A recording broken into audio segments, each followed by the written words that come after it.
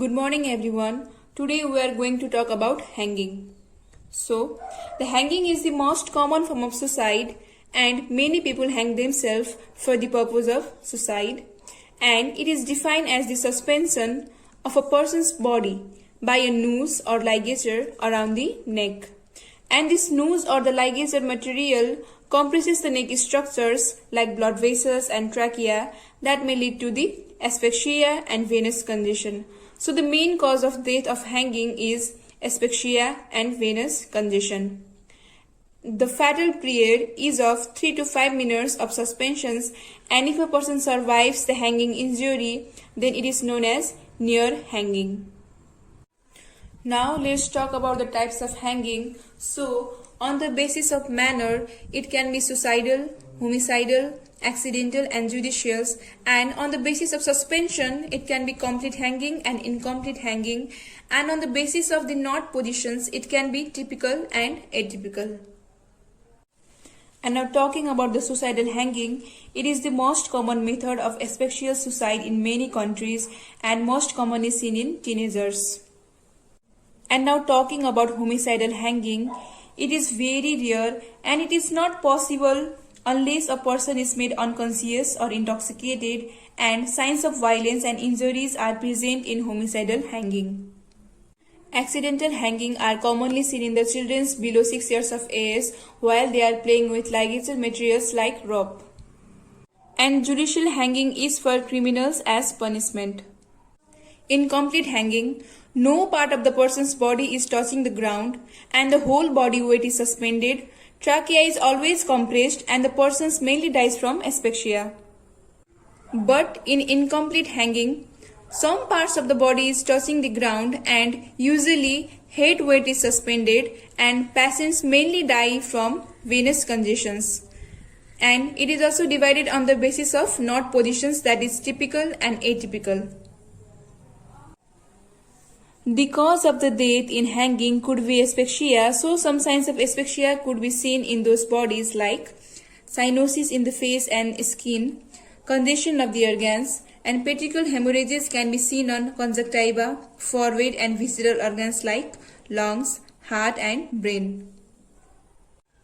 Now moving on to the postmortem findings. Firstly, let's talk about external findings. So, we can see the glove and stocking hypostasis in the forearm, hand, legs and feet if the body is suspended for some time. And now moving to facial findings, we can see the dribbling of saliva from the corner of the mouth due to the stimulation of the pterygopalatine ganglion of the salivary glands by ligature. And if the ligature knot compresses the cervical sympathetic chain, then the eyes on the same side will be open and the pupils will be dilated, and this is known as le facie symphatique. And here the dribbling of saliva can be seen on the opposite side of the knot, and dribbling of saliva is considered as the sure sign of antemortem hanging.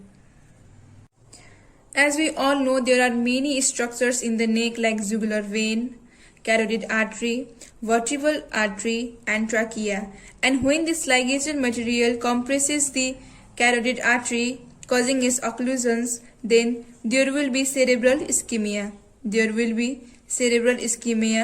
Due to which there will be paleness in the face of that body. And not only congestion and cyanosis of the face, but also there will be petechial hemorrhages in the conjunctiva, and protrusion of the tongue can also be seen. Now let's look at this figure. And if the pressure of 2 kg, 5 kg, 15 kg and 30 to 35 kg is applied on the jugular vein, carotid arteries, trachea and the vertebral arteries, then it will cause the obstruction of these structures and may lead to the death of that person. So the venous congestion is due to the obstruction in the jugular vein. Cerebral ischemia is due to the obstruction in the carotid arteries, and asphyxia is due to the obstruction in the trachea. Now let's talk about findings in the neck. First of all, we are going to see the ligature mark in the neck area, which is above the thyroid cartilage. It is oblique, incomplete, and under the skin we can see the pale white and glistening area, and ligature mark area will be hard parchment-like due to the continuous compression of that area.